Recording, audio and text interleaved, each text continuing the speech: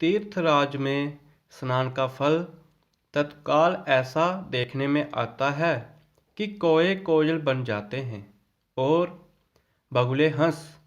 ये सुनकर कोई आश्चर्य न करे, क्योंकि सत्संग की महिमा छिपी नहीं है। वाल्मीकि जी, नारद जी और अगस्त्य जी ने अपने अपने मुखों से अपनी होनी कही है।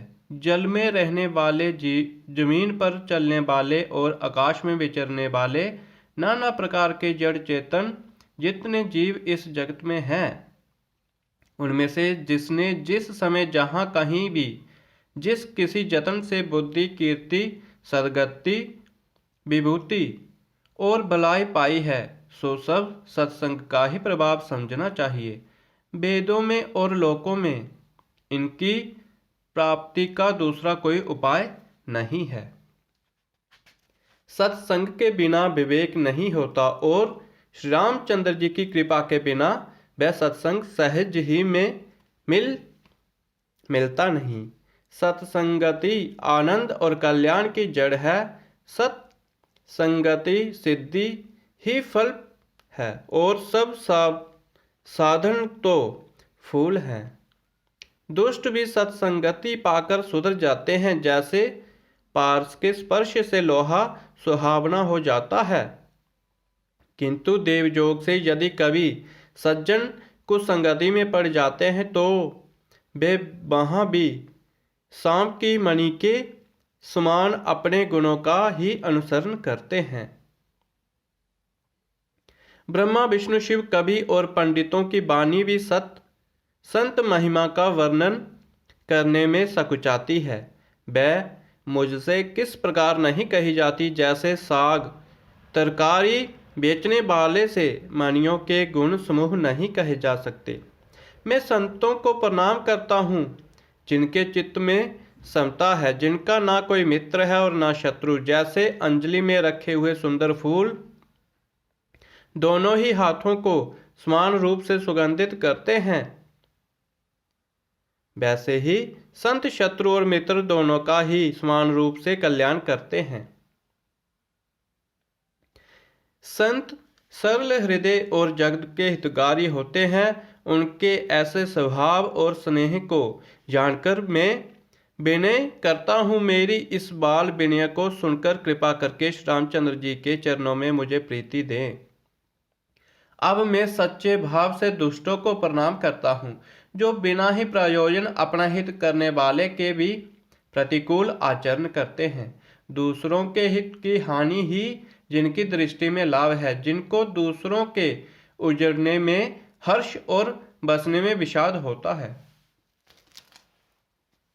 जो हरि और हर के यश रूपी पूर्णिमा के चंद्रमा के लिए राहु के समान है और दूसरों की बुराई करने में सहस्त्रबाहु के समान वीर है, जो दूसरों के दोषों को हजार आंखों से देखते हैं और दूसरों के हित रूपी घी के लिए जिनका मन मक्खी के समान है,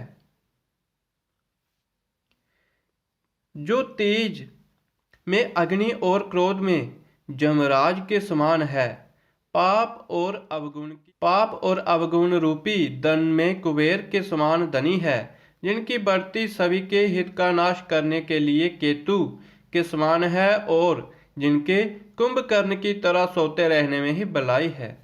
जैसे ओले खेती का नाश करते हैं, आप भी गल जाते हैं, वैसे ही वे दूसरों का काम बिगाड़ने के लिए अपना शरीर तक छोड़ देते हैं।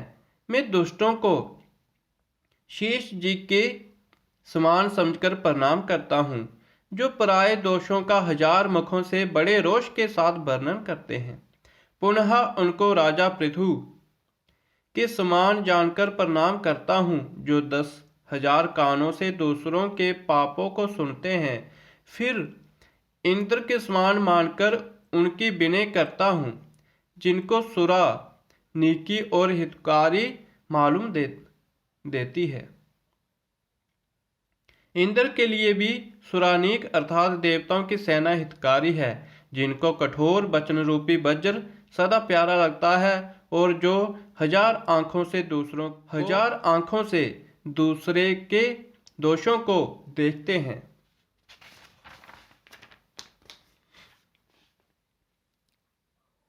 दुष्टों की ये रीति है कि वे उदासीन शत्रु अथवा मित्र किसी का भी हित सुनकर जलते हैं।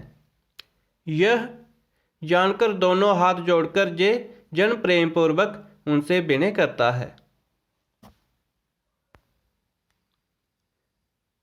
मैंने अपनी ओर से विनती की है, परंतु वे अपनी ओर से कभी नहीं चूकेंगे।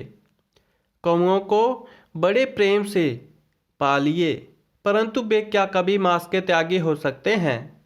बोलिए सियावर रामचंद्र जी की जय।